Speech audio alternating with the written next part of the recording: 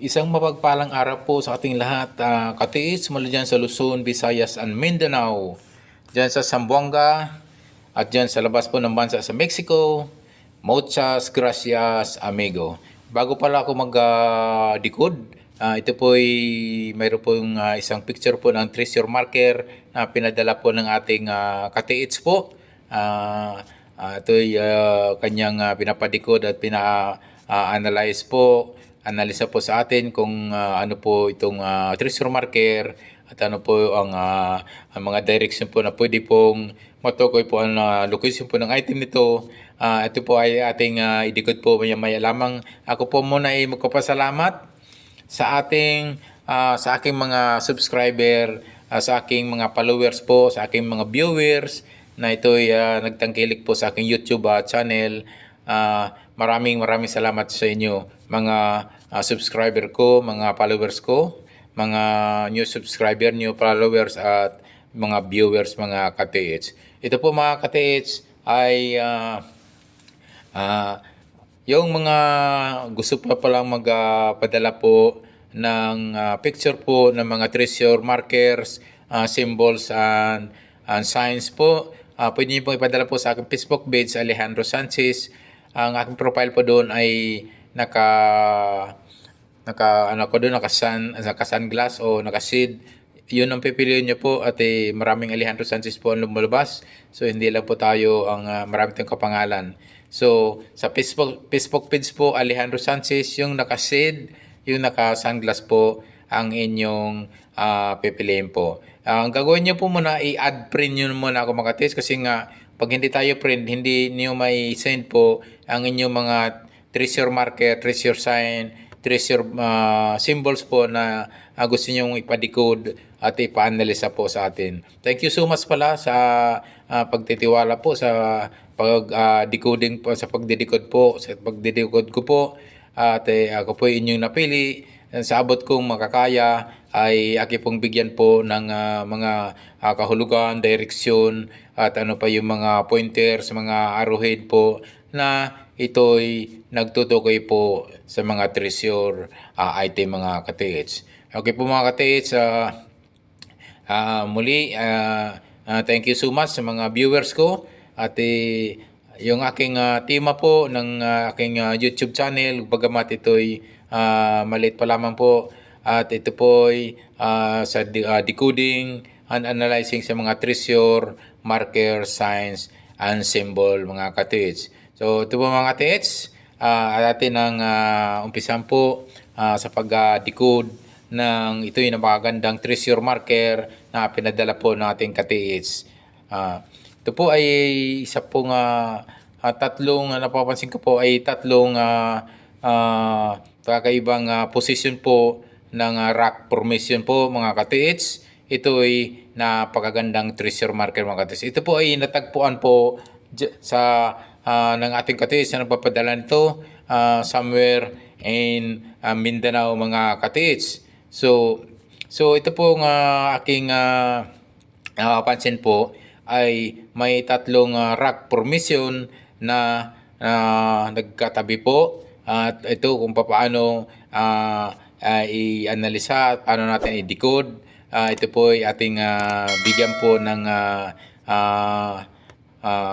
panahon po upang pansinin po natin yung ano po yung mga direction pointers po ng mga bato na ito ay tatlong bato na ginagawang markers po ng mga Japanese o ito po ay minsan po ginagamit po ito ng Korean at mga Chinese mga ka-TH. So ito po isa pong napakaganda pong treasure marker na ito po yung tatlong tatlong bato na nagkakaibang posisyon mga ka-TH. So yung isa po ay napapansin po na yung dalawa ay magkaharap po at yung isa po ay nasa gitna. So napalagitnaan po yung isang medyo may kalakihan na kunting bato at ito ay mayroon ding medyo nakapointer sa bandang east.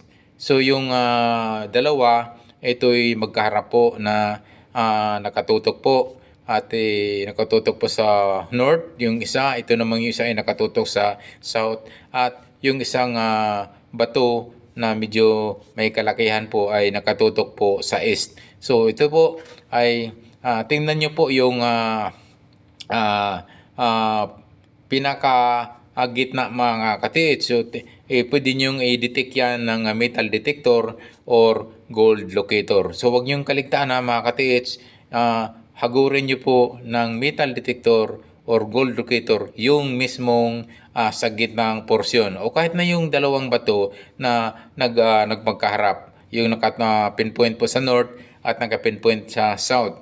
Ano nyo po, i-detect nyo po niya ng metal detector or gold locator mga katiits. So yan po mga katiits ay isa po napakaganda pong rock formation at may gandang indication po ito na ang item po niyan mga katiits ay posible po nasa gitna po mga katiits at or dyan banda sa may di kalayo siguro mga 1 meter ang distansya sa bandang is mga katiits. Kasi nga isa pong bato po na linagay sa gitna at dalawang bato ngayon ang magkaharap, nakaharap doon sa south, nakaharap doon sa north at yung isa ay nasa gitna po linagay. So meaning ay isa pong palatandaan po yung sa gitna ay posible po mayroong item po yung mga katiits. So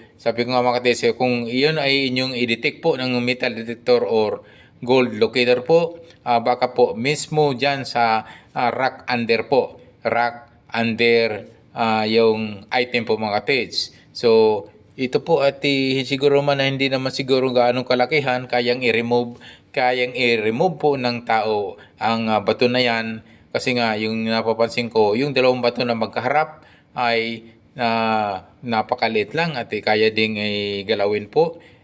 Siguro po pansinin niyo po kapag yung mga treasure marker na medyo may kaliitan, ang item po diyan sigurado ay diyan lang sa malapit niyan katiits. Yun yung pansinin niyo po na ang mga treasure marker na hindi gaano kalakihan na mga markers na yan ay ang item po hindi po lalayo yan mga katiits. Posible sabi ko nga yung sa pagka-rock formation na yan mga katiits, yung sa gitna ay doubt pa ko ay posibleng na riyan po yung item mga katiits. So yun po ang inyong pagkukulan, focus sa gitna po ng bato. Ayan, yun sa aking illustration ay tinuro ko po yung bato. So yung magkabila na nakatutok sa south, nakatutok sa north yung maliit na bato, maliban lang po yan sa medyo may kalakihang bato po na nasa gitna noon mga katiits. So yun po ngayon ang inyong pukusan mga katiits. Pwede niyo po yan alisin po yung bato, kaya po kasi sa tingin po ay hindi naman yan kalakihan katiits. So posible po na yung item po na yan ay nasa gitna po ng bato mga katiits. So yan ay pwede niyo pong alisin po yan at posibleng under the rock mga katiits. At napapansin ko rin mga katiits na yung may tulis po din yung dulo ng nasa gitnang bato. Posible po ay hindi naman lalayo yan sa katiits. Posible po ay mga 1 meter ang distansya po. Pwede nyo rin po yan i-detect po ng metal detector or gold locator mga katiits. So mga tulad po ng mga walang treasure hunting equipment ay i-try nyo po, hukayin po yung alisin nyo po yung bato sa gitna. Yung mismo sa gitna yung bato i-remove nyo at doon po kayo magukay ng hanggang 1 meter deep or 1.5 meter ang lalim po. Or sa distansya po ng 1 meter dyan sa bandang east mga katiits bandang east po ang itestig nyo po ng 1 meter hanggang 1.5 meter po ang lalim. So yan, sigurado po tayo dyan kasi nga ito'y may kaliitan lamang na itong mga treasure marker nito mga katiits. At ito ay isang talaga nakita ko isang positive na mayroon pong giveaways yan o mayroong mga available items po ang itong treasure marker nito mga katiits, kasi nga ay isang sadya pong talagang ginawa po na linagay po at mayroon pong talagang pakay na posible pong may laman po yan. Yung binilugan ko po, pwede nyo po yung alisin kasi hindi gaano yan kalakihan katiits. Pwede pagkaalis po niyan, pwede dyan mismo kayo magdig o maghukay po. Maghukay po kayo dyan ng 1 meter or 1.5 meters hanggang dalawang ano. So hindi na po yan kasi nga di na gaanong malalim yan pag mga ganyang small stone, small marker, pagkatandaan nyo. Kasi nga kapag malaking mga big boulder markers, big boulder sign po, ang distansya po niyan ay malayo po niyan mga kasi malimit po na medyo may kalayon po ang distansya po kung saan located po yung item. So ito po ay isa pong napakagandang treasure marker at ang item nito mga katiits or nasa under the rock. Yung nasa gitna ay doubt pa ko dyan. Sa gitna, bandang gitna ay yun ang inyong puntirahin sa paghukay ng hanggang 2 meters siguro or 1 meter o hanggang 1.5 meters ang hukay po. Ay nandyan po yung item katiits ay posible po nariyan po yung item. Mga katiits, sana po ay nasundan po ng ating katiits na nagpadala po nito na yung dapat nilang gagawin ay ma-guide po nila ng maayos po yung napakagandang treasure market na pinadala niya sa atin katiits. Okay po mga katiits, yung mga thank you so much for watching sa ating mga viewers, mga followers po. At yung mga bago pa lamang po sa aking YouTube channel, please subscribe. Don't forget to hit the notification bell para updated po kayo sa aking mga video pang ipapalabas. Thank you so much sa walang sawang pagsubaybay po ng ating mga bagong viewers, mga bagong followers, mga bagong subscribers na rin. Maraming salamat po sa inyo sa walang sawang pagtangkilik at panonood. Muli, maraming salamat po. God bless us always.